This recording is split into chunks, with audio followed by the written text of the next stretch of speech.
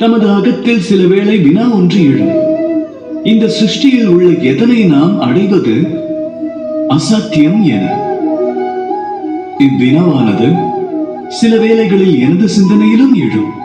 அதை குறித்து நானும் சிந்திப்பேன். இந்த சிருஷ்டியில் எதனை நாம் அடைவது அசாத்தியமான ஒன்றாகும்.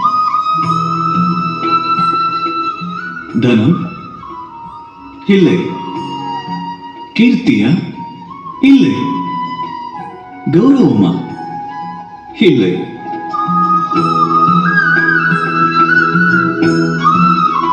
காதலா?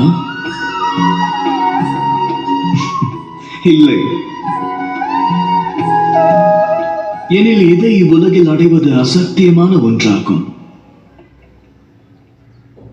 சிந்தனை செய்யுங்கள்.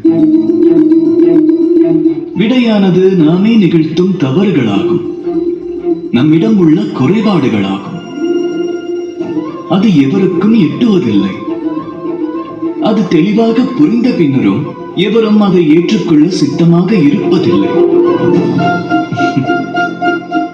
எனினும் எந்த நபர் தனது தவறுகளை ஏற்றுக்கொள்கிறாரோ, தனது குறைகளை ஏற்றுக்கொள்கிறாரோ, அவருக்கு இந்த சிருஷ்டியில் எதையும் பெறுவதற்கு எதுவும் தடையாகவும் கடினமாகவும் இருக்காது.